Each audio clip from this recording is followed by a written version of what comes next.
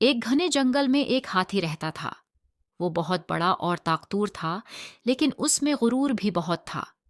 جنگل کے چھوٹے جانوروں کو وہ حقیر سمجھتا تھا اور ان سے دوستی نہیں کرتا تھا۔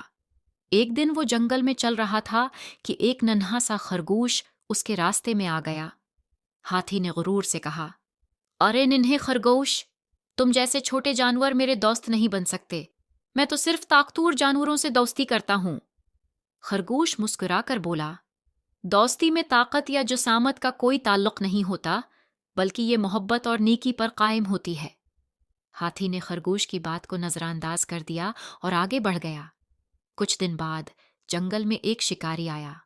اس نے ہاتھی کو پکڑنے کے لیے ایک گہرا گڑھا کھودا اور اس پر پتوں کی تہ ڈال دی۔ بے خبر ہاتھی جب وہاں سے گزرا تو گڑھے میں گر گیا۔ ہاتھی نے بہت کوشش کی، لیکن وہ باہر نہ نکل سکا۔ جنگل کے دوسرے جانور خوفزدہ تھے اور کسی کو سمجھ نہیں آ رہا تھا کہ ہاتھی کو کیسے بچایا جائے۔ لیکن خرگوش نے ہمت نہیں ہاری، دوسرے جانوروں کے پاس گیا اور ان سے مدد مانگی۔ سب نے مل کر شکاری کی رسی چرا لی اور پھر خرگوش نے ایک ترکیب سوچی۔ اس نے رسی کو ہاتھی کے جسم کے گرد لپیٹا اور سب جانوروں نے مل کر زور لگایا۔ کچھ دیر کی کوشش کے بعد آخرکار ہاتھی گڑھے سے باہر آ گیا۔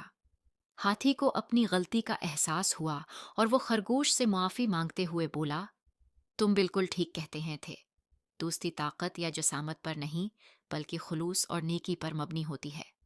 آج تم نے ثابت کر دیا کہ سچی دوستی کیا ہوتی ہے۔ اس دن کے بعد ہاتھی اور خرگوش بہترین دوست بن گئے اور ہاتھی نے کبھی کسی جانور کو کمتر نہیں سمجھا۔ سبق: یہ کہانی ہمیں سکھاتی ہے کہ غرور کبھی اچھا نہیں ہوتا اور سچی دوستی محبت، مدد اور خلوص سے قائم رہتی ہے، نہ کہ طاقت یا شکل و صورت سے۔